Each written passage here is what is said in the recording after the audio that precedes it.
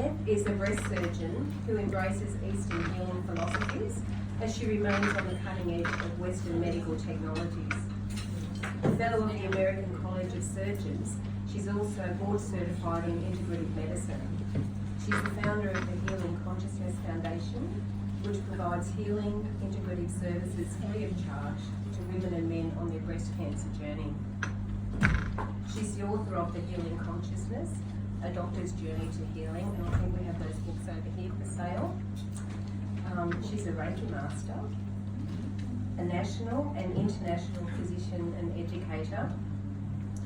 Beth has been named the Philadelphia Magazine's 2016 and 2017 top docs in surgery and complementary medicine.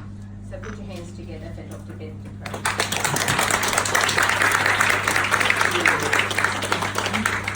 Grab this water. It's going to be here for me, so don't get a dry throat.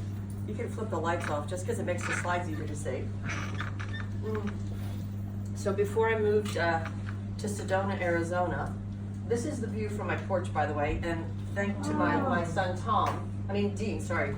Tom's my older son. Dean is my younger son, the photographer. But when Tom and Dean were 13 and 7 respectively, they made it to Australia before I did.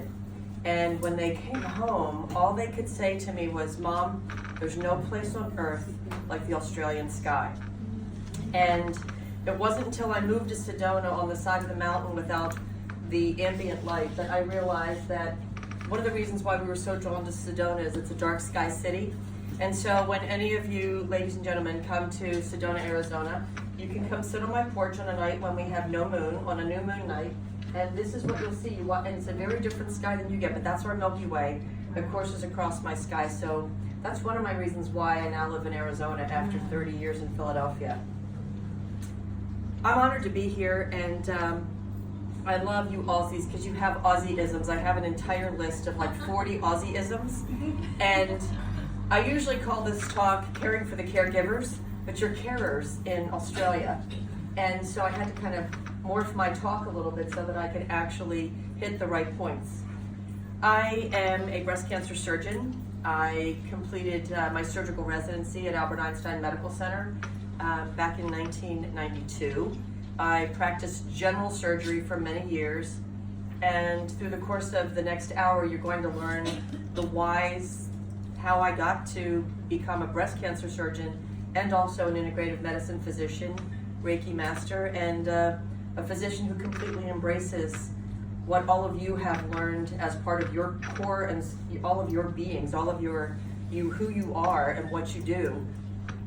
That healing is truly the most important thing that we can do as human beings. I am I'm kind of the right and the left because cutting edge Western medicine, clinical trials, author, stay on the edge of new technologies to try to enhance breast cancer care. And then I also, walk my patients into the operating room and do guided imagery and Reiki and healing touch with them as they're going off to sleep, because although the anesthesiologists tell me that they're not going to remember, we all know that every soul knows every single thing that's happening regardless of what level of anesthetic they're under. I still hold a position at my East Coast hospital because they don't want to let me go.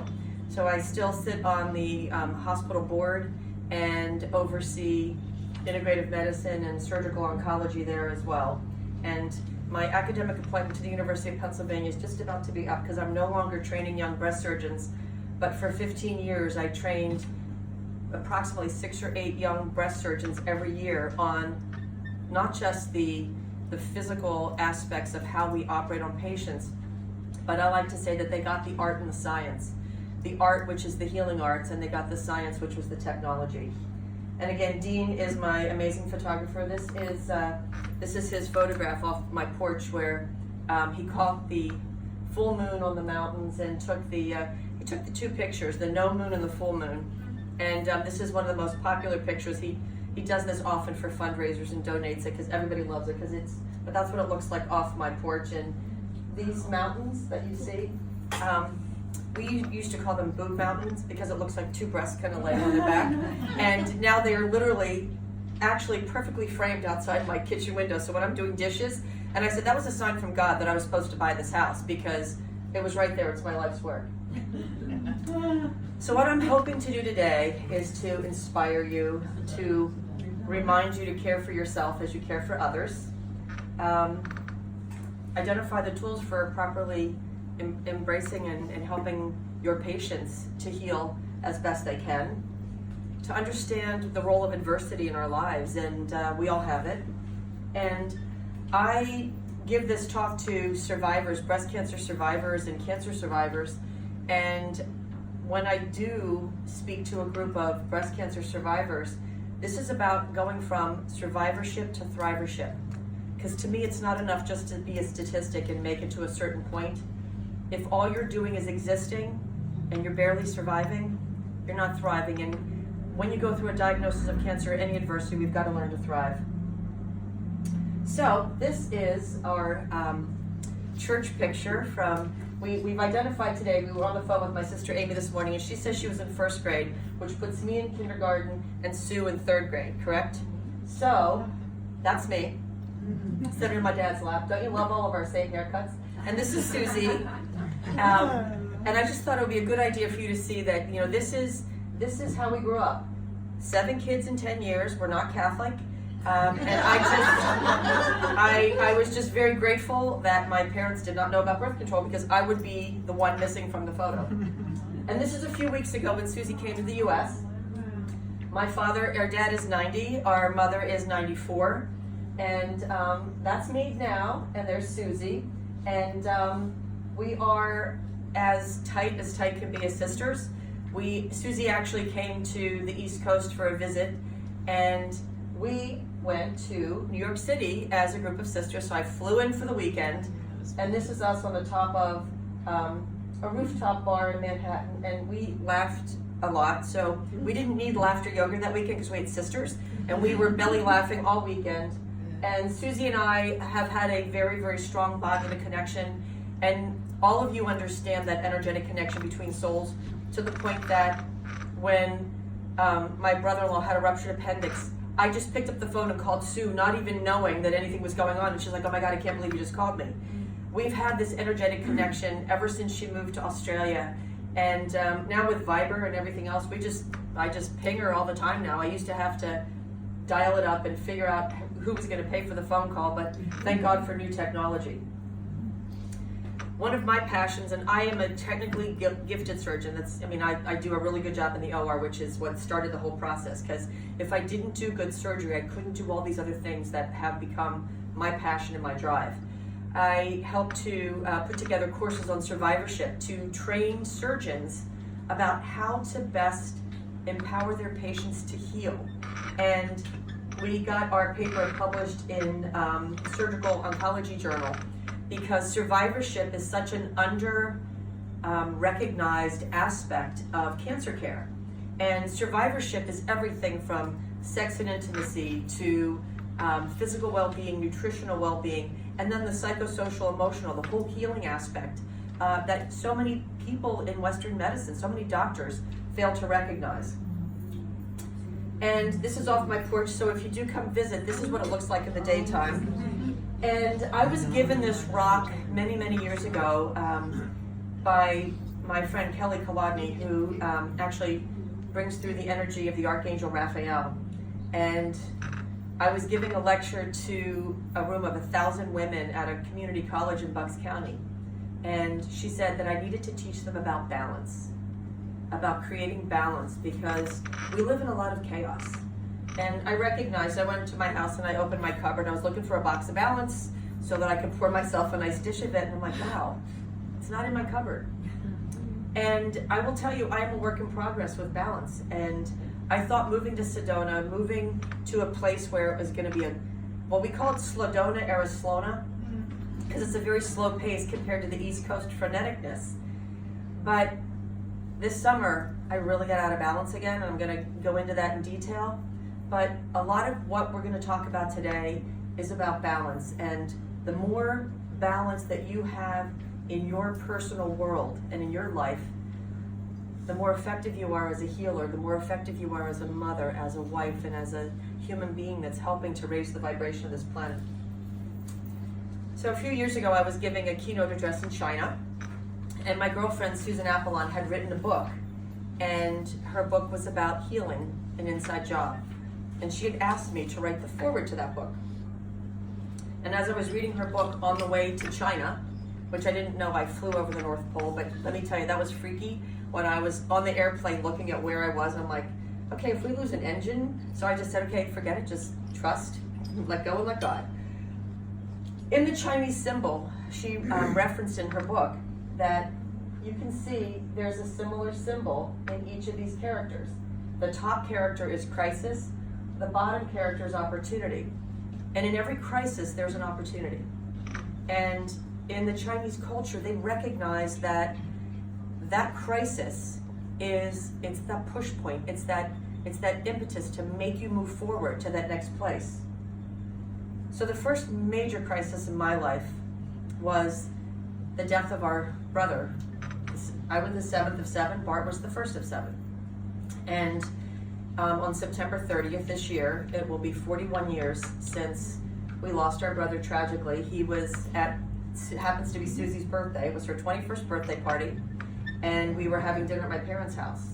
And Bart was there for dinner. His wife hadn't come to dinner. And when he left that night, we didn't know that that was going to be the last time that we ever got to talk to him or see him again, because he was driving home to his house, and an underage drunk driver ran a stop sign. And I now know as a surgeon that this is way before airbags, and the blow that his chest took from the steering wheel severed his aorta. So in one heartbeat, he was with us, and he was then released into spirit. And it was by far the most devastating event of my life, of our lives, and I think it really shaped a lot of who we are and how we got to where we are. I chose to be a surgeon because I think that was the easier route to becoming a healer. Sue chose to become an accountant. God only knows why, but she loves numbers. But had she not been an accountant, her path would not have brought her to Australia. From the time she was in second grade, she was writing stories and reading and drawing pictures about Australia. Like, she knew she needed to get here. And it was her company, KPMG, that brought her here. And she met her soulmate and never came back. And it took me 30 years to get here, which I cannot believe. Now that I've been here 3 years now, I'm going to cut a lot now. But for Sue and I, we were on completely separate pathways. Who would think an accountant and a surgeon would have so much in common? But the commonality that we have is that we both have been brought to a place of quantum healing, where it's not just enough for me to operate on a patient and put their edges of their incision back together, and it's not enough for Sue being an accountant wasn't filling her cup, but becoming a clinical social psychologist, allowing her to help people in that therapeutic process, gave each of us that opportunity to come back to the same place. So, anyone in this room ever experienced any adversity? So, we all, in the therapeutic process, we all bring our stuff into the room if you don't deal with it. And as healers, we have to recognize that we can't just keep giving and giving and giving. You have to stop long enough to refill the cup, because it's very hard to continue to give without becoming ill yourself. So, every life trauma, every adversity, it changes your perspective. And if it doesn't change your perspective, then your blinders are on, your ears are covered, your mouth is covered, and your eyes have a blindfold. Because this is what happens. We can't grow if we don't feel. So we have to feel these things. And it happens, in my breast cancer patients, I always tell them, the surgery that I'm about to do is the least important thing that you will ever get from me. You're going to get a great operation. I am going to make sure that when you look in the mirror in the morning, that you will know that I've done the very best job that I can to help you look healthy, whole, and complete again. But the emotional and spiritual work has to be done by the individual. I can't do that work for them. I used to think I could, and then I got this searing pain in my shoulder after every consultation, and I was like, okay, that was a sign. Like, why am I trying to put more weight on my shoulders? My job needed to be to help empower women and men to heal. But adversity causes fear, and fear is an awful, awful thing. Because fear is false evidence appearing real. Who hasn't read The Course in Miracles? And it's the fear of the unknown. It's the fear of what we bring into a situation. And, you know, I always tell patients, I'll say to them at the end of the consult, what is your greatest fear? Because I need to know that. I need to know, is their greatest fear losing their breasts, losing their hair, leaving their spouse prematurely? One of my best friends was diagnosed with cancer over 22 years ago. And when I asked her what her greatest fear was, she said, I'm afraid that I'm gonna die and my husband's not gonna know how to raise the kids. And that was what was paralyzing her at that point. So fear paralyzes, and it really does a great job, and it can stop you in your tracks, and it can wreak havoc. But sometimes all we have to do is face that fear. And we face that fear by becoming empowered with knowledge, because knowledge gives us the opportunity to make intelligent decisions, to actually take control and to own things. Knowledge is wonderful.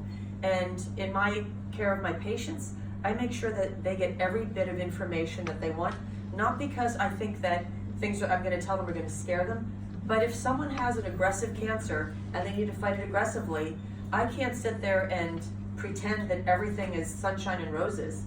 I have to be honest with them so that they can dig deep and do what they need to do to heal. So most patients ask me, am I going to die? I said, we're all going to die. And then they look at me kind of funny. They're like, okay, fine. And so what they mean is, are they going to die of cancer? So if you knew that you had 1 week to live, if somebody sent you a text message right now and said, hey, Catherine, you got 1 week left. You're going to get up right now. You're not going to sit here and listen to the rest of my hour of a lecture. You're going to get up and you're going to go be with those souls that you love, doing the things that you love, because why would you spend your last week doing anything but what you love to do in your life? So my best friend from kindergarten was diagnosed with breast cancer. We were 38 years old. We had just had our children. Our babies were not even 2 years old. And she felt a lump in her breast.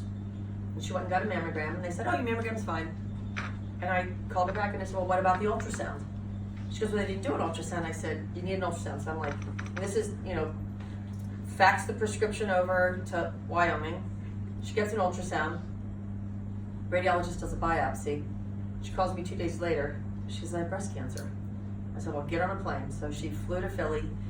It was very hard because at the point when she was diagnosed with cancer, I was in this exponential growth of healing. I was doing Reiki. I was recognizing all of the other things that have to be done in order to help someone heal. She gave me a very powerful lesson at the time, because she said to me, I want the surgery, chemo, and radiation. Healing, schmealing.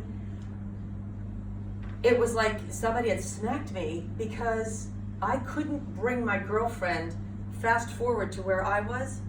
I needed to go back and meet her exactly where she was and help her through the physical manifestations of cancer before I could get her to the place of healing. And I remember sitting in our consult when we talked about this, and I said, Lee, I wish I could tell you that breast cancer is the worst thing that ever happens in your life. But what I have learned from all of my patients is that cancer journey prepares you for the other things in life that come down the pike. This is her daughter, Sydney. And Babe and my son, Dean, were 10 days apart. She was a barrel racer. And at the age of 16, driving home from her high school basketball practice, lost control of the car and died instantly when she was ejected. And at that moment, in June of 2013, doing what I do all my life, having gone through the loss of my brother, being the only one at home with my parents, I recognized that, this level of loss, cancer is just cancer, but the loss of a child is the greatest loss that anyone can ever have. And I couldn't fix that. And during the course of that year, within 10 months, 6 of my friends buried children. Suicide, cancer, accidental death. My best friend from med school, who had lost her husband 10 years earlier, lost her son as well. And it was after that year that I kind of had to take a step back in my own career and say, listen, I know what I love to do. I love to be a surgeon. I was being pulled more and more to be in an administrative role because I get stuff done. I mean, I can make things happen. But my friends losing their children and being with them and walking on that journey with them made me recognize that why would I want to wait to move to Arizona till I retire and I can't climb up the mountains that I love and go to the top of the Bear Mountain and sit there and have lunch, because who knows at 70 if I'm going to be able to do it. So after that year, that was the impetus to start this process for me of thinking about what do I need in my life to have better balance, because I give and give and give and give and give. So when patients ask if they're going to die, I tell them my crystal ball is broken, and it sits on my desk. So I bought that in Puerto Rico a couple of years ago. I thought it was fabulous, because when people ask me a question where I have absolutely no idea, I just slide it in the middle of the table and I roll it around. And they go, "What are you doing?" I go, "I'm checking my crystal ball." It kind of breaks the ice. But every day's a gift, and we tend to forget that the gift is in the present moment, because so many times we miss those opportunities. So there is a gift that comes from adversity, no matter what that adversity is. It makes us feng shui our lives. Who doesn't need to clear a little clutter from their lives? Anybody have clutter? Anybody have clutter in their house? And do you know what happens when you clear the clutter?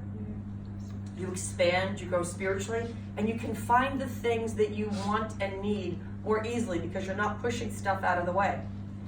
And so I took this seriously, because I love my husband to pieces, but he tends to keep everything, like even his jeans from high school, which he's never going to use again. So we have to recognize that we're only guaranteed this moment. That's what we're all guaranteed right now, is this exact moment we're in. So clear the clutter. I got a big dumpster, and this was one of 2 dumpsters, and I'm not kidding you. I had a friend on the East Coast named Christine. We called her Extreme Christine, because she would come in and literally look at a piece of clothing, look at an article, look at something, and go, it was kind of like, love it or lose it. Love it or lose it. And you almost need someone. My girlfriend, Emmy, she used to have a TV show called Fashion Emergency. Oh, she did it with my clothing, and it was painful. I was crying. I'm like, I know what I paid for that suit. She goes, it is done. And it should have been a reality show, because we took out like 12 bags of clothing. I think so. There's some really good, well-dressed women in Center City, Philadelphia. But we have a lot of clutter in our lives, and if you keep the clutter there, you don't have room to welcome in what you really need, or what you deserve, or what you desire. So what I do is tell my patients to let go of anyone that doesn't honor them. And I don't care if it's a husband, a parent, a sister, a sibling, a friend. If people don't honor who you are, and one of the lessons that I teach my patients at day number 1, when they're diagnosed, because everyone wants to call you and give you advice. So I tell them, when someone calls you and says, "Hey, I just heard you got diagnosed with cancer," I have a friend that, you stop them and say, if your story, I have a friend that, doesn't have a fabulous ending, I don't want to hear it. Because people have a tendency to vomit things out on them. Like somehow finding out that somebody had a horrible outcome is going to make you feel better. No. Boundaries. And we got to create balance out of chaos. Our life has become chaotic. And cancer is actually the chaotic growth of cells. Cancer happens when cells lose their innate knowledge of when to die, and they continue to grow because they lose their ability to know when to die. It's called programmed cell death. And so when you think about the chaos that happens with a cancer, I can cut out the cancer, but I can't cut out the chaos. I can't cut out the things that are out of balance. And I often use this analogy, which everybody seems to get. If you've got mold on your bathroom wall, get out the Clorox, right? Wipe it down, mold is gone. But that mold's gonna come back if you don't open up the window and let in the light or let in the air. And cancer is a seed that has to have fertile soil to grow. So if all we do is cut out the cancer or take out the seeds, but we do nothing to the soil, and what we do to the soil is Reiki and massage and healing touch and guided imagery and nutrition and exercise and all of those phenomenal healing modalities that help to treat the soil. If we don't do that with our patients and with ourselves, we create a fertile soil for seeds to grow. So obviously living in the moment, which I'm trying to get better at. And I will tell you, coming to Australia, It doesn't. It's, besides the fact that Sue wakes me up at 5 a.m. to go to workout, which she thinks is really fun and fabulous, but my first day here, I had to run 6 kilometers on the beach, literally, in the sand, in the morning, and it was blustery and cold, but it was fabulous because I felt vital and alive, and I was right there in that moment. So years ago, when I was in the operating room as a general surgeon, and as a general surgeon, that means I was doing all aspects of surgery. I was taking care of trauma patients, I was taking care of cancer patients, ruptured appendixes, and I had some fabulous nurses who were just the best possible teachers I could have. Because when I was operating in the operating room, and someone's calling from the ER, someone's calling from the office, and if I started to escalate because people are pushing my buttons, my nurses would remind me by putting me in a timeout. And they'd say, well, it wasn't like I didn't have to sit in a corner in a chair, but I literally got called timeout. And they said, stop what you're doing and remember that you have to focus on the one person who's right here in your hands at this moment. Because so many times we think as women that we can be multitaskers. Guys, you're not so good at it, but it's okay. Multitasking, some people think it's a wonderful, wonderful art, but it actually isn't such a great thing sometimes because we need to stay focused on where we are at that moment. So I got very good at it. I don't get put in timeout anymore unless I put myself there. This is my girlfriend, Chrissy. She has been with me all week that I've been here in Australia because Chrissy is an orthopedic surgeon, my very dear friend, who, as I was evolving and becoming spiritually awakened through Reiki and guided imagery and all of the healing modalities, she's an orthopedic surgeon, truck driver mouth, hammering bones together. And when she was 42, she got a foot drop when she was skiing. A few weeks later, got weaker, and within 6 months got diagnosed with Lou Gehrig's disease. And I'll never forget the phone call. Chrissy called me up and she says, listen, I need the cliff notes to spirituality. I need the cliff notes to healing because I have a disease that there is no cure for. And I have to credit her with being one of my most amazing healing teachers, because how better to learn how to help people heal than to have your teacher be someone who doesn't have a chance for cure, but absolutely can heal. And so Chrissy sends me ladybugs now when she wants to make me pay attention, and I've had ladybugs on me every single day. And it's not like they just land, they land and they live there for 30 minutes, and they're crawling up my arms and on my purse, and I get a ladybug mug at the healing retreat we did Friday for some breast cancer survivors. But one of our lessons with Chrissy was to learn how to party and have fun. And this was our pink pajama party, which we were told to have by the Archangel Raphael, so that we could be in the moment with her. And this is Nancy, my Reiki master, Beth Matlock, my PA, Lauren Laverty, who you hear about in a minute, my dear friend Amy, who's an OBGYN. And we learned how to be in the moment with Chris. We did Reiki shares.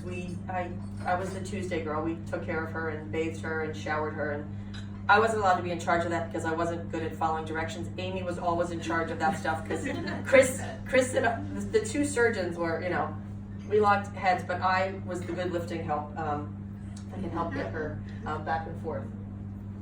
So as we're helping people on their healing journey, we really have to be their guides, and sometimes you have to guide the other health professionals that are on your team. And it's not always easy to guide a surgeon or to guide an oncologist or to guide a radiotherapy physician.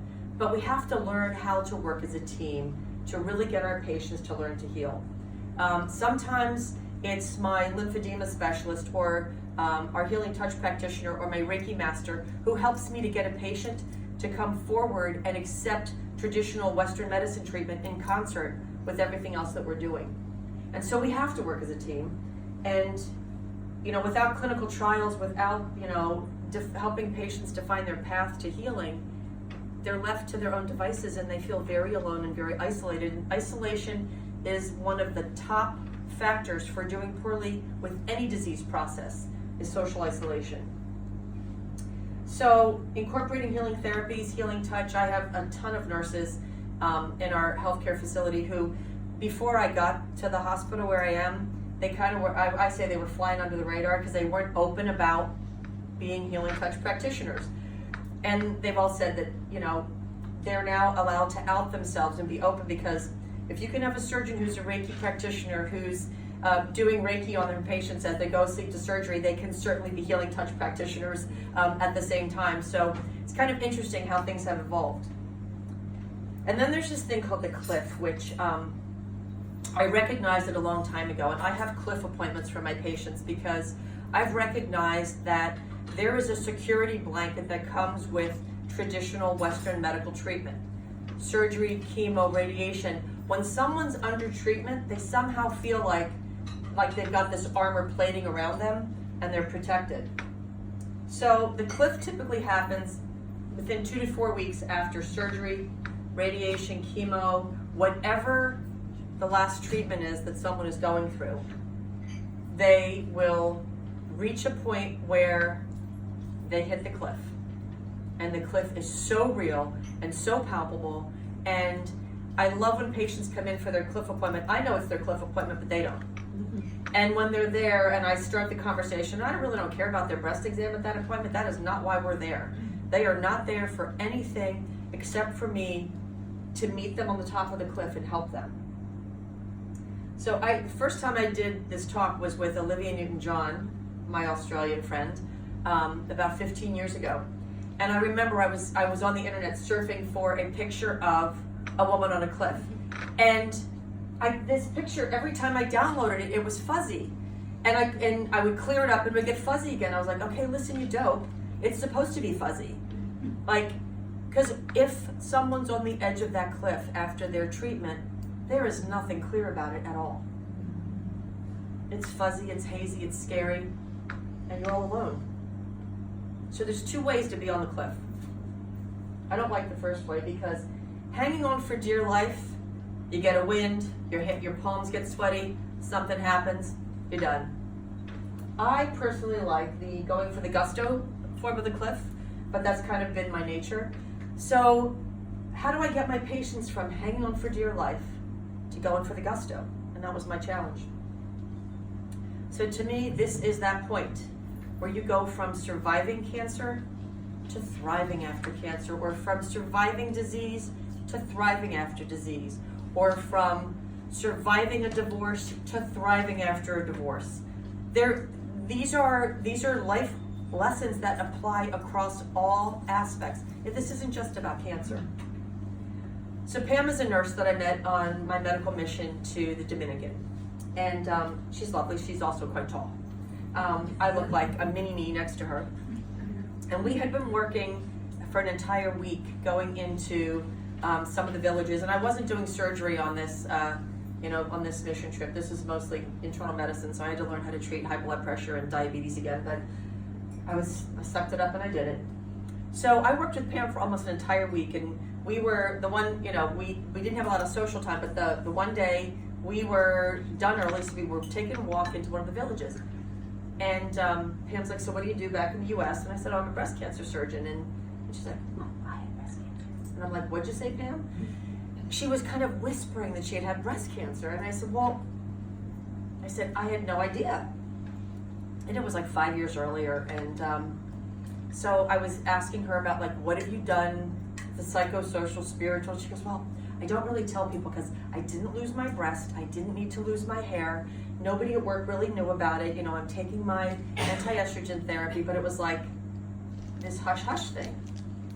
And I said, well, why are you so, why, you're a nurse, why are you so quiet about, holding this in? And she said, well, I don't want people to know because I don't want it to come back. Somehow if people knew that she had cancer, then it's going to come back. Or if she went to a support group, she's going to catch it from somebody else. And so we talked about a lot of different things, and Pam also had this horrible fear of heights. And it just so happened this was at the same time I was doing my talk I was preparing my talk for this lecture at Westchester. So at the hotel where we stayed, there of course happened to be a cliff. And it was this platform which, this is my son Tom down there. And Tom was on this medical mission with me. He was my interpreter. And everybody would jump off this cliff into the water and swim back. And we actually went to the, Tom and I went to the hardware store and we bought this yellow nylon rope because I didn't want people to smack their heads into the rocks getting out of the water because then I was going to take care of them. So we created a safe way out of the water. So unbeknownst to me, Pam, who had this god-awful fear of heights, decided after 4 days that she was going to do this because we were having this, like the day after we had our conversation about, you know, facing your fears, because if you face your biggest fear, there's nothing to fear.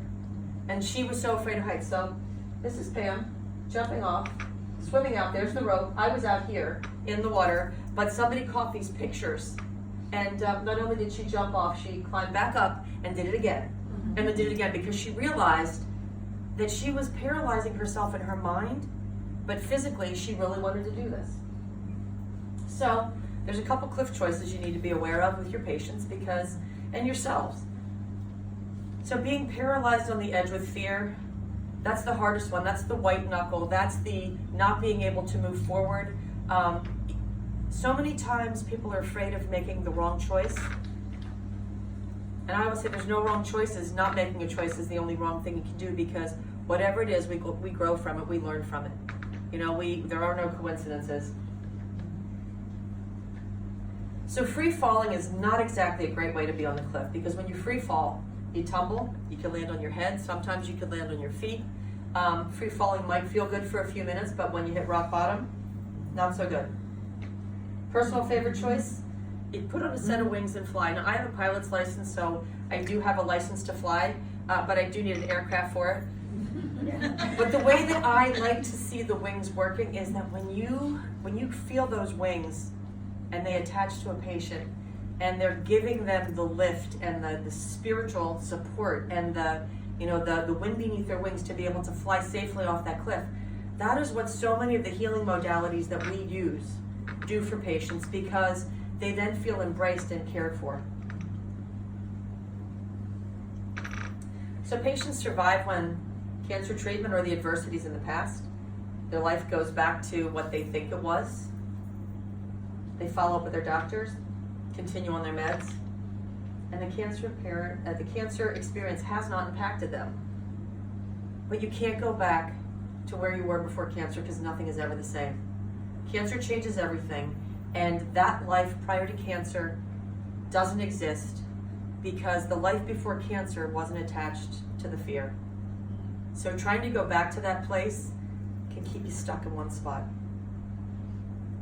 So patients are thrivers when their treatments in the past, and they finally recognize that no one is guaranteed tomorrow. So why stay stuck in today? Why stay stuck in things that you don't love and don't honor you? And start living in the moment. Start dancing. Start singing. Start belly laughing with laughter yoga.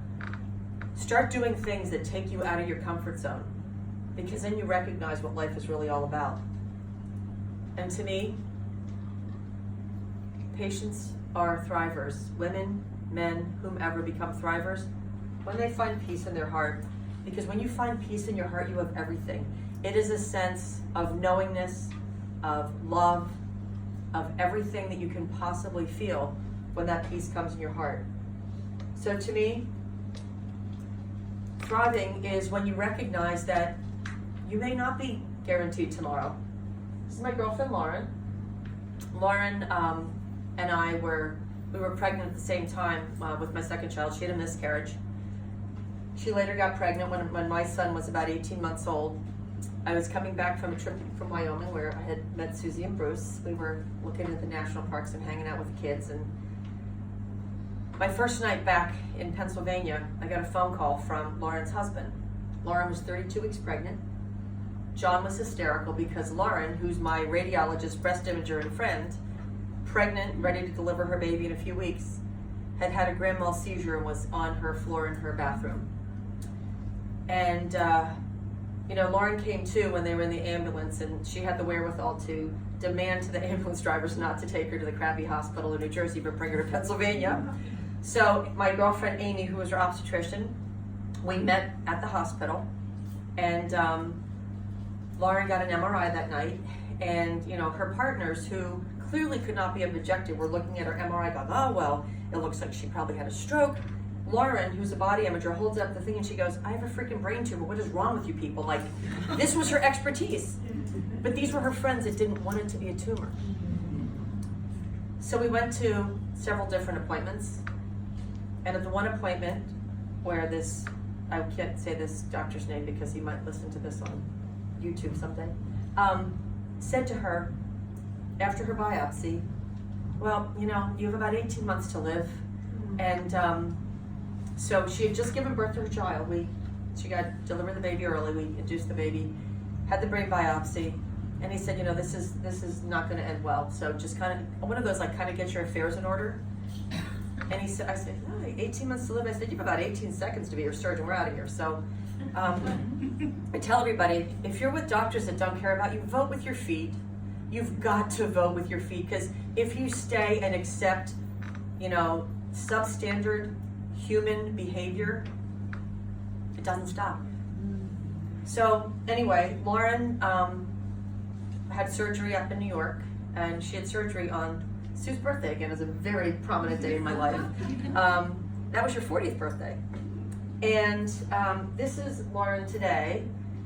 She didn't have an uneventful course. She had surgery, chemo, radiation, bone flap necrosis. You know, 15 years in, she had some seizures. But this is her beautiful daughter, Francesca, who just graduated from graduate school. Francesca is now 21, and Lauren is healthy, whole, and complete. And little did that doctor know that, you know, with what we learned through this process, patients don't come with expiration dates. Doctors are not all-knowing. And I have patients who have stage 4 breast cancer who are alive and well with no evidence of disease.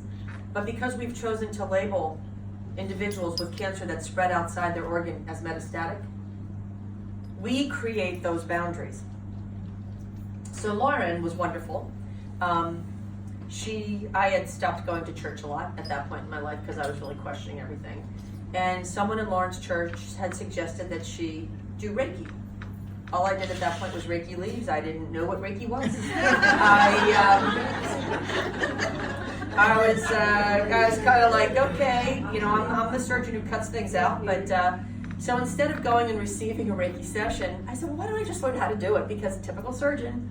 So I went for my Reiki weekend and was blown away at the experience that I had, that my girlfriend Amy, her gynecologist, had, and that Lauren had. And through this process, like, we created our spiritual growth circle. Like, we became so empowered as a group. And do I think that Lauren's surgery, chemo, and radiation wasn't important? Absolutely not. It was utterly important. It was the treatment of the physical manifestation of a brain tumor. But do I think that the Reiki and the group shares and the love and the healing touch and the camaraderie that she had made a difference? Absolutely, because we still have it today. And Lauren has been part of my Healing Consciousness Foundation since the inception. She just recently stepped down as services navigator because she and her husband are moving to Maryland so that they can have a better, they're changing their life. They're going to a place where they're going to be closer to the water, closer to Francesca. And I am so happy for her because she has been such a great gift to me through this process. So through my foundation, the Healing Consciousness Foundation, who my sister Ann, I have to give her a shout out. My sister Ann she's the negotiator. She's halfway, she's like 4 of 7. So she's right in the middle of the top and the bottom. And she's actually been like my second mother. So she actually runs the foundation like a business and makes it work. But because of her efforts, we've been able to provide healing services free of charge. Because unlike in Australia, where I think you can get money back for certain things, in the US, not covered at all. So we know that we needed to provide those services. So we have practitioners providing Reiki, massage, healing touch, guided imagery, nutritional counseling, spiritual counseling, you name it, we got it. So here's one of the problems. People have baggage in their lives. Did you know that? And you can't just pack the cancer in another piece of luggage and hope that it's going to go away. So they have to be able to create the life that they desire. So I wish that I had a sign on my door that said, I'll take all newly diagnosed cancer patients with a carry-on. But instead I get the ones that have like 70-pound overweight luggage and they've got 4 pieces and I'm like, you get 2. Because what happens is when they're diagnosed, that luggage opens up and everything that was neatly compartmentalized away is all over the room.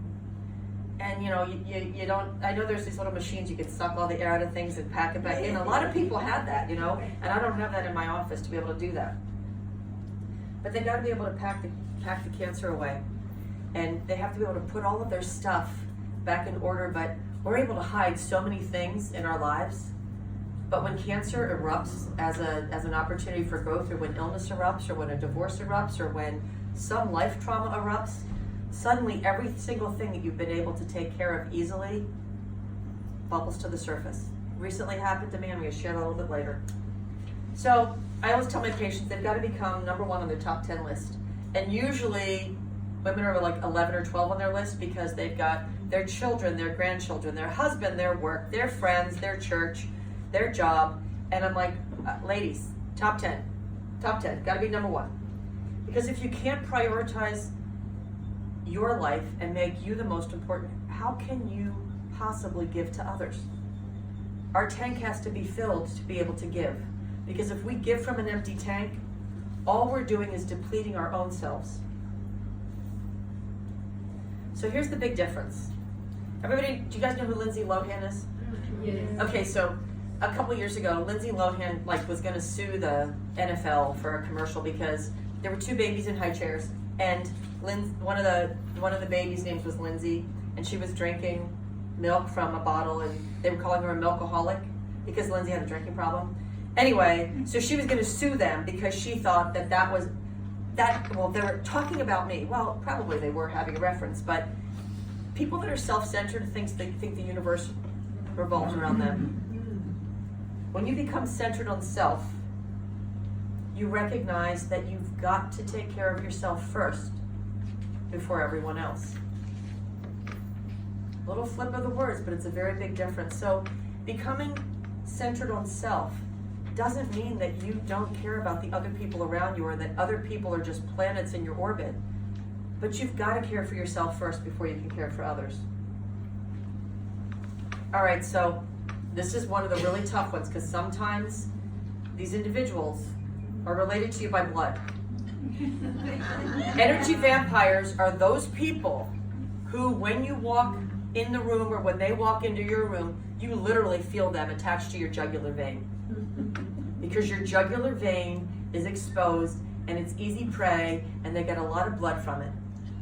And we cannot have room in our lives for energy vampires because we need to give our energy to those who need it and not allow those vampires to suck the life out of us and keep us depleted.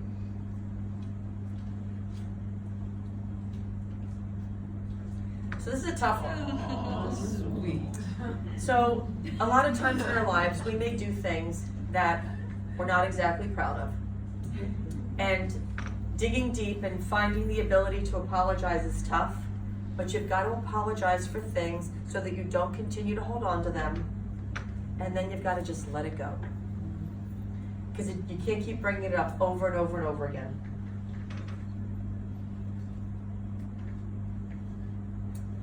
So forgiveness, this is the really, really tough one. And I will tell you that the forgiveness lesson for me was having to forgive the drunk driver who killed our brother. But I had to do it because for years I just held such anger and animosity for this person. But once I had children of my own, and they got to that age where they're 19, and I think this guy was 20, and he drank, and who knows if it was the first time he drank or if he had multiple episodes of drinking. But I don't believe that he woke up on September 30th, 1978 and said, I'm gonna go drink at this party, I'm gonna get behind the wheel of a car, and I'm gonna kill Bart Bachman on my way home. Because if I did, I don't know that I'd be able to find that forgiveness. But when you forgive people for things in your life, it doesn't mean that what they did was right. It just means that you're no longer allowing them to live rent-free in your head. Because forgiveness is something that's so incredibly hard to do. And I'm trying to learn it right now in multiple aspects of my life, because some things are happening that to me, at the moment they seem unforgivable, but I have to get to that place where I can find it in my heart and soul to forgive, because I've got to be able to let it go and move on. All right, so ladies, this is the toughest one. Self-love. It is so hard because we are hard on ourselves, okay? How many of you get up in the morning, look in the mirror and say, oh my God, you are gorgeous and perfect exactly as you are? Raise your hands. There you go. So that is going to be your challenge tomorrow, is to get up and look in the mirror and say, you are perfect exactly as you are, without judgment, because anything else doesn't really honor every aspect of who you are. But we're constantly blasted in the media and television, everything, with what perfect looks like, what love looks like, what beauty looks like. But we've got to love ourselves exactly who we are, right now. And this is the biggie too, gratitude. Gratitude brings more love into your life, no doubt about it. The more gratitude you have, the more love you have. And I suggest to my patients that they keep a gratitude journal, because a gratitude journal allows you to put in words all those things that you find so extraordinary about your life. The other thing you do is you take a 3x5 card. Do you have those 3x5 cards here in Laws? Or what do you call them? Postcards. Take your postcards. And the things that you want to let go of, write it on the postcard. And once a month at the full moon, take it out to a fire, not during the fire ban, and burn it and send it back to the earth. Because you don't want to keep anything negative in your gratitude journal, because you want that energy to rise and that aspect of gratitude and gratefulness, because it brings more love into your life every day. So I give hugs to my patients. I'm sometimes chastised for it, but hugs to me are huge unconditional gifts of spiritual support. Because hugs, I always tell my patients, when they're first diagnosed and I'm hugging them, when they come back for their 3 months, 6 months, 12-month appointment, and the first thing they want to do is hug me, I'm refilling my hug bank. So I get all those hugs back to begin to put out the next time. And when I teach young male breast surgeons, I tell them, listen, guys, you ought to be hugging your patients. Because of the way that the world works, you have to have a chaperone in the room. But it means so much to a patient to know that there's something about a hug that it's better than a kiss. A hug is it's that heart-to-heart connection, that energetic connection that's created. And healing doesn't mean that damage didn't exist. It just means that it's no longer controlling your life. And we let things control our lives, unfortunately.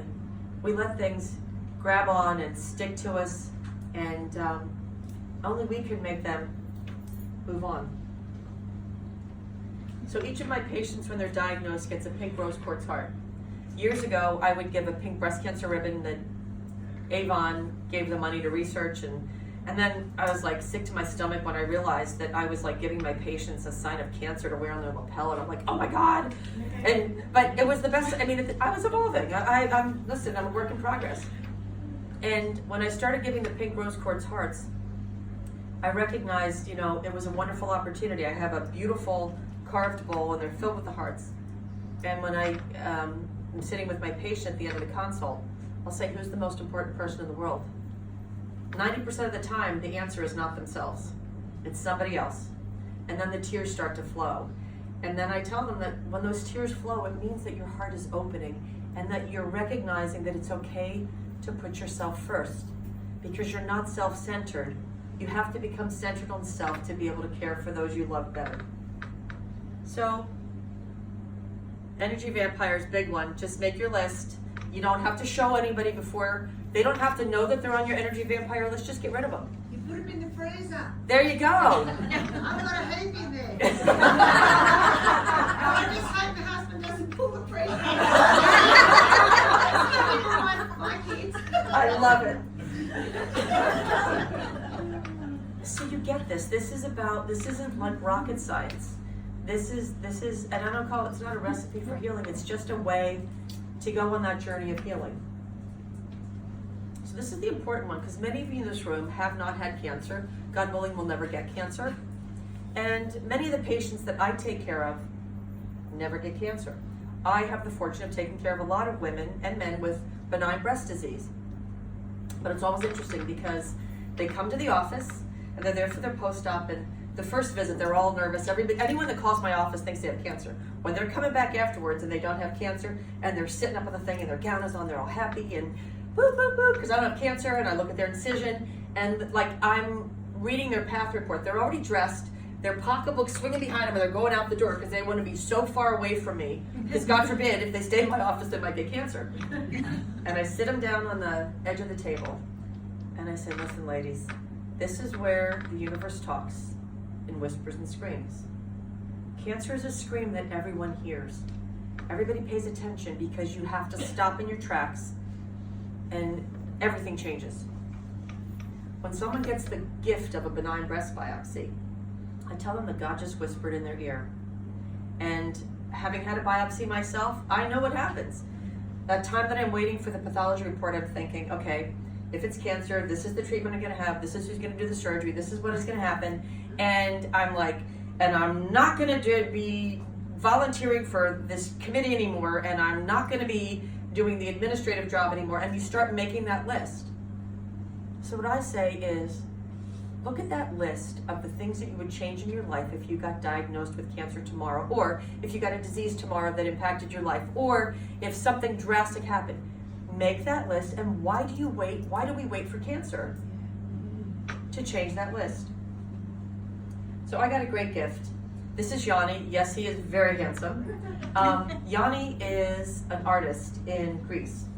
And I was in Greece for my 40th birthday on the Voyage of Enlightenment. Yes, he really is handsome, isn't he? Exactly, that was last year. 40th birthday last year. I had been, I was on the Voyage of Enlightenment, so I wanted the experience. I didn't want stuff. So I, made my husband go to Greece, blah, whatever. It was wonderful. It was a small sailing ship. And the one day we were in Mykonos, and we had looked at this beach we wanted to go to. Anyway, long story short, we never got to the beach because we started meandering down these beautiful little cobblestone walkways. And my husband doesn't like jewelry.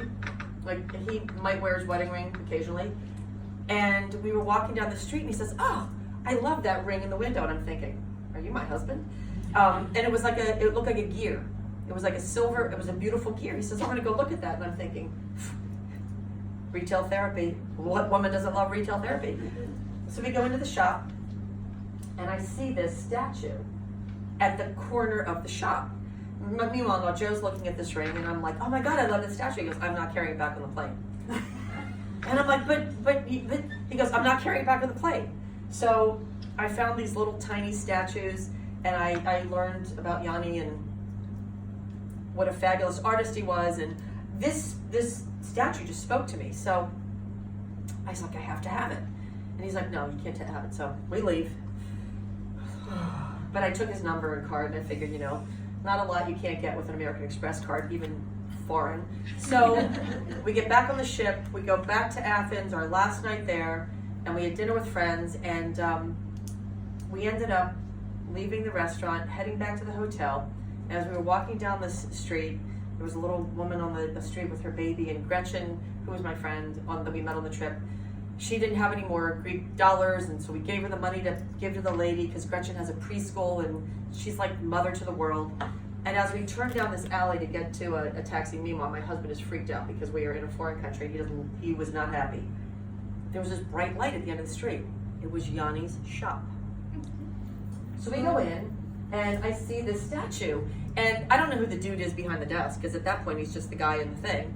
And I say to Gretchen, this is that statue I told you about, with this beautiful female form where the head is elevated off the shoulders. Like, you've got to get out of your physicality to be able to grow spiritually and to get to that level. And this hunk of a man stands up from behind the desk and says, that is exactly what I felt as I created it. I'm like, oh my God, painter! So I'm like, I'll take the statue. Because I said, honey, this is a sign. Like, this is a sign from God. I'm supposed to have this. So I know. So Yanni goes to the back and he's wrapping up the statue. And I, of course, had a little shit-eating grin on my face because I was like, nanny, poo-poo, I got my statue. So as I'm sitting there, I turn to the side and I see these beautiful women, these 4 women running, and they're leading with their breasts. And I thought, oh my God, that is a magnificent statue. And so as Yanni's wrapping up the thing, I said, oh my God, this is fabulous. And he said, I call that statue The Winners. It's about women finding healing with breast cancer. Now, he doesn't know. All he knows is I'm an American with an American Express. He didn't know I was a surgeon, so I pull out my card. It says, Beth Dupree, diseases of the breast. So I said, I have to have this. He goes, I designed this specifically for women because what we don't recognize is every woman needs to be able to turn into whatever direction she needs to find healing going through this process. You can't define someone's healing journey, but you've got to be able to empower them to find their own way. So this is what the statue does, is they turn on themselves. And I said, you can wrap that one up too. Because I was like, unbelievable. So now, the next time I went back, he had created this one. And I said, what is this? That was my next trip back to Greece. We had the directions and the address and we got lost getting there. That's how crazy it was. But so I got this and he calls this is the modern day woman in balance. This is what we are supposed to have to do to be in balance as women, because we are moms and we're carers and we're working and we are wives and we are children of aging parents. And this is about us having to learn to balance all of that on our elbow. How did you get them all back? Would have cost you more than you brought. Oh, the next time I took an empty suitcase. American Express. Exactly. And so here's the statue. Sid. This is where I do my consults. Here is my my wooden bowl of hearts. Those are that bowl is filled with support crystals for the spouses, the women, the supporters. This is my crystal ball. There's the women turn in the direction. There's that lovely first statue. This is the painting from my book. This is another thing from me. And this, that Afghan was knitted by a woman I'd never operated on, or crocheted, I guess. I met her when I got to Sedona, and she had never been offered reconstruction. And I sent her to the plastic surgeon. So she came back, she got rid of her knitted knockers, which she had knitted herself, had new reconstructions, and she said, I needed to make you this because you changed my life. And I'm like, I never operated on this lady. All I did was helped her on her journey. So, this is my girlfriend Amy, who you heard about before, the gynecologist, and this is Dawn. So Dawn is the reason that I am a breast cancer surgeon. I did all aspects of surgery. I was good at it. I could take out a gallbladder laparoscopically in 12 minutes. Colon resections, thyroids, parathyroids, like I could do all of it. And I was really good at it. And in 1999, I met Dawn. And she was 32 years old. And she was 32 weeks pregnant when I met her. Her mother worked for Amy Harvey in her gynecology office. And Dawn had a lump in her breast. And Dawn had been going to her doctor, and they told her it was a lactation adenoma, and when she came to see me, it had gotten bigger during the pregnancy. So she was in my office, and I did a biopsy, and I didn't think it was a lactation adenoma. And Dawn was my first pregnant patient. And I had to call her and tell her she had breast cancer, which sucked. So we matured the baby's lungs, delivered the baby. Happiest day of her life, baby Kevin is born, beautiful, healthy, perfect. And the day after, I got her scans. And her cancer had metastasized to her lungs and liver. And I had to walk up to the maternity ward to tell this beautiful 32-year-old that her baby was beautiful and healthy, but that she had stage 4 breast cancer.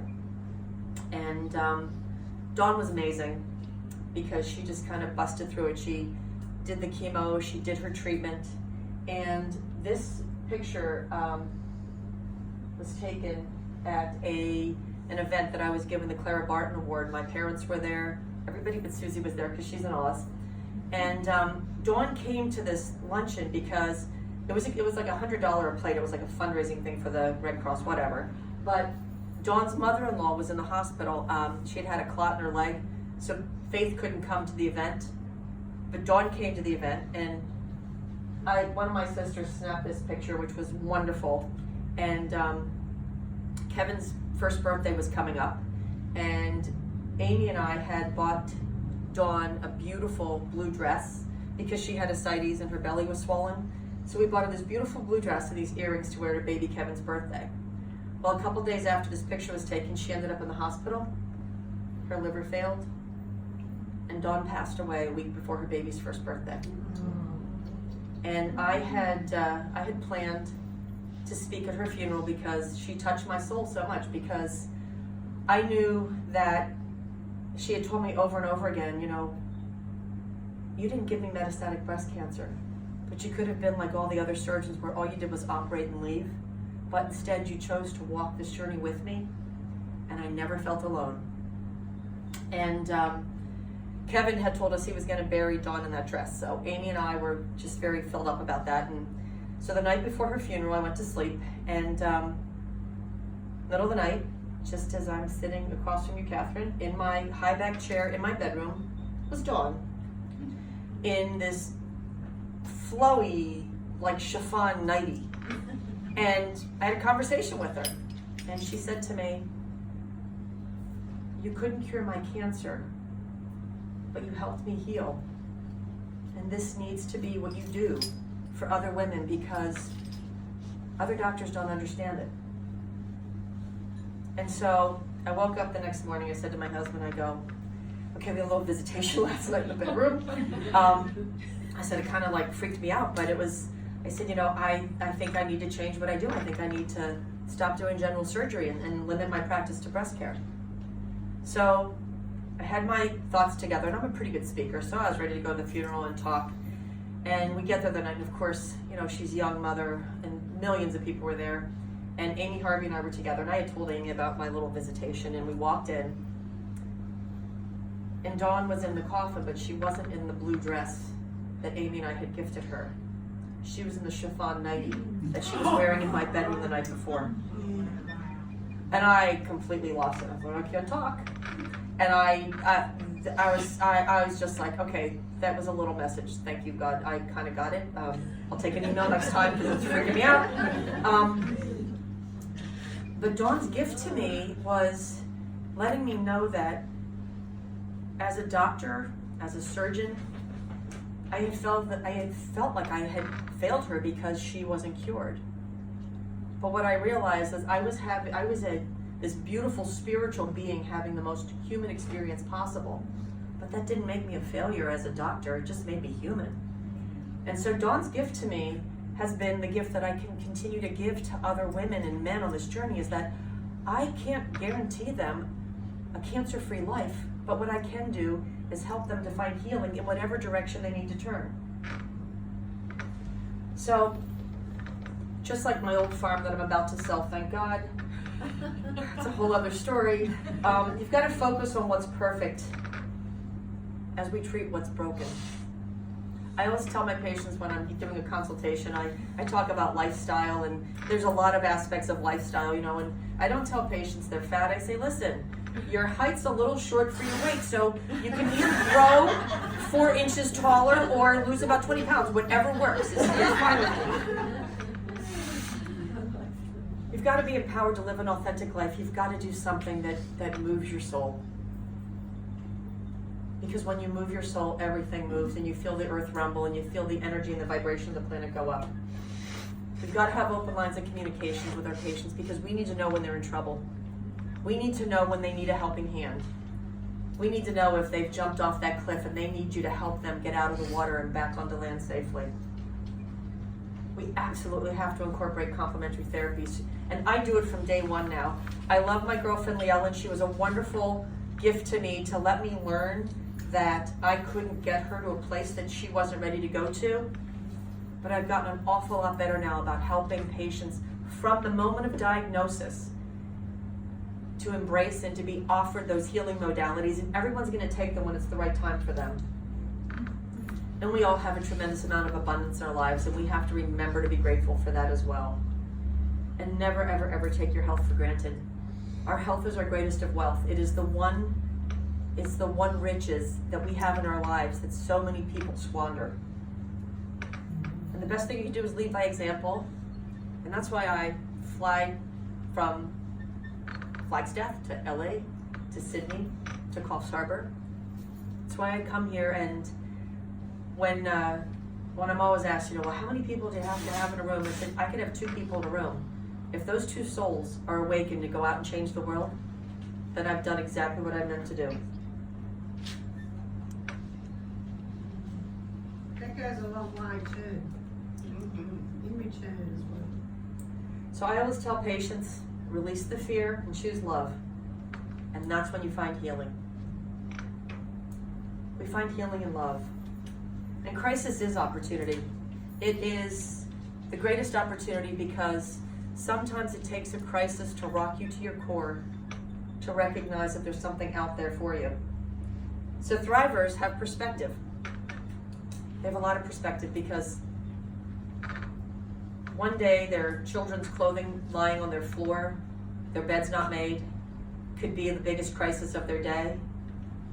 And the perspective the day after cancer is, thank God I'm here to watch my kids throw their clothing on the floor and not make their beds because they need me. You prioritize.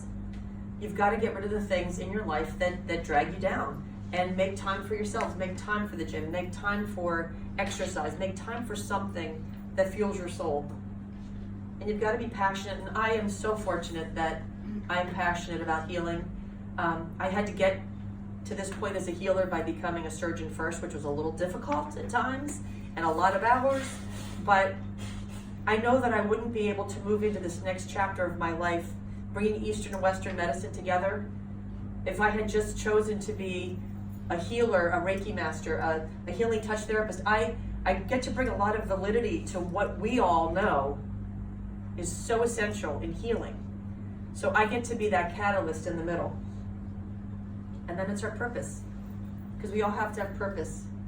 We met a beautiful girl this week. Oh, Marnie. Oh, it's Cafe Chance. Cafe Chance. You have to go there and eat, okay? In North Haven. Cafe Chance. You've got to go there. We were doing a group on Friday, and we had lunch there, and this beautiful young girl, Marnie, she's gorgeous, and her mother and aunt, because Marnie's autistic, she was having trouble having a job, so they created a cafe where she could make her desserts and she could be a baker and be successful. And she needed a purpose because her passion was baking, so they were able to pull it together. And we had the fortune of having lunch there. And many autistic kids do not connect really well with people they don't know. And we connected that day, and it was beautiful, and I bought some earrings that she made to take home as gifts, and we took our picture together, and that night, by no coincidence, we ended up at the same restaurant. And Delicioso, which was Delicioso. And Marnie and her family were walking out. When she saw us, she made a beeline and ran back in and came and hugged me like she had known me for 40 years. And to me, that was like such an amazing gift. Because here's a child who has a passion and purpose. She's a young adult who now has a reason to get up in the morning and to be loved and wanted and grateful. And she has perseverance, and we all need it, because it's not always easy to make changes in our lives. It requires perseverance. It's not just that you can put the intention in your head. And then and only then do we get peace in our heart. And so there's a new way to be on the cliff. You don't have to be hanging for dear life. You can just sit there in meditation. And this is me in Sedona. This is Cathedral Rock. When you come there, just bring your hiking shoes. I'm happy to take you up there. It's a wonderful photo. It doesn't look nearly as scary as it does there. And now we're back to balance. And a few weeks ago, I was so grateful that I had this trip planned. But I get terribly out of balance. Stuff in my personal life, professional relationship, issues with one of the departments of my hospital, my house on the market for 3 years not selling, and not to mention 8 to 10 newly diagnosed breast cancer patients a week. And my level of stress and ability to cope hit rock bottom. I got sent to the principal's office because I had bad behavior in the operating room. I borrowed a few of my truck driving words from my girlfriend Chris. Did you drop the F-bomb? Oh my God, yes. And it's hard because we all need to constantly focus on recreating balance in our lives because you can only handle so much. Our plates are only so big. And so I was very fortunate, and this is where I said the universe took care of me, because when all of that happened, I had a weekend with my sisters, which was amazing because when you can just like vomit all your stuff on them, and then they have you package your suitcases back up, and they're fabulous like that, like only sisters can do. Then I did a weekend in Park City, Utah with my friend June, who found this guy, the Urban Monk. I had no idea who he was. I just like, whatever, sign me up. Because I think I was so numb at the time. But I started doing Qigong a few weeks ago. What an amazing practice. And so now I've got my 100-day Qigong challenge. So this is at Grassy Head Beach. And these are beautiful rocks that are painted by this fabulous person who she did what's called a rock drop. And these painted rocks were there, so I scooped up a whole bunch of them to take to the support group Friday. But they're fabulous, and I needed them that day because as I was going to the beach, I needed something to keep my papers down because I haven't remembered my whole sequence yet. But I found something that works for me. It's not the answer for everybody, but the Qigong practice was such balancing energy and so grounding and so perfect for me because I don't really do well with sitting meditation because the ticker tape keeps going. But I did do my practice. This is Grassy Head Beach. This is where Susie lives.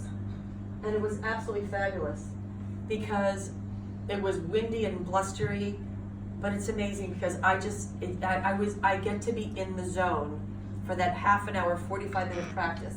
It is just, I can't tell you how much it has helped me to regain my balance right now because all of the things that were going wrong, I'm suddenly able to move one to the side, one to the place, get it back to the point where I get back in balance, but I'm the only one that can control that.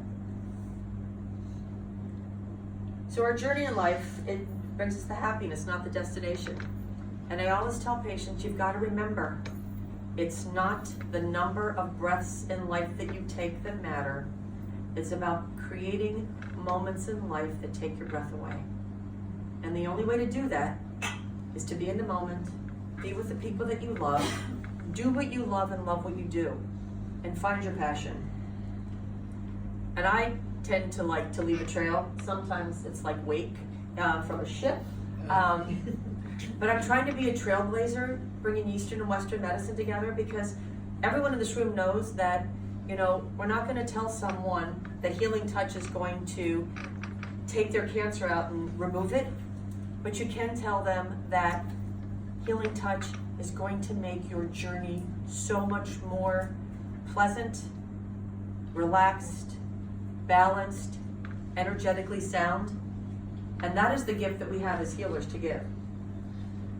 And 3 years ago, the year that I had lost all my friends' kids, I had a lot of patients that I had lost. We did a beautiful ceremony on Grassy Head Beach where Sue and Ann and I, our other sister, we created a peace heart and we filled it with flowers for each of those beautiful souls that had passed that year. And we watched the waves come in and take those flowers out to sea to honor those beautiful souls that have changed and touched our lives so much. So this is my new cliff, and I'm welcoming you all to come to the New Cliff, because Sedona is absolutely a fabulously amazing place. And it is a place that I chose to go to. I was called to be there. I don't know, I didn't at the time know why I was called to be there, but now I know why I was called to be there. I'm calling myself Aaron Breast.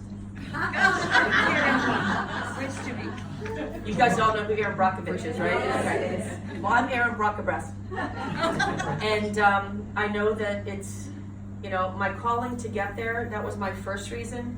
And now I'm about to move into my second reason, which is, again, moving much more forward, much more strongly with the healing modalities, because I need to get other souls to wake up, and those souls need to be surgeons, and they need to be doctors and oncologists. So as you leave here today after your weekend seminar, realize that every patient you touch, every person's life that you touch, you are changing the world. You're creating a ripple effect. And that ripple effect spreads far and wide. And I want to feel your ripple effect on the other side of the Pacific Ocean when I wake up in Sedona, Arizona. And this is my porch, and I'm not kidding you, and that is an untouched sky. We know that we have to be the change we want to see in the world. If we don't create the change we want to see in the world, how do we expect the world to change? And the more individuals that live a high vibration life, the higher the vibration of the planet goes. And this is how you can find me in the future.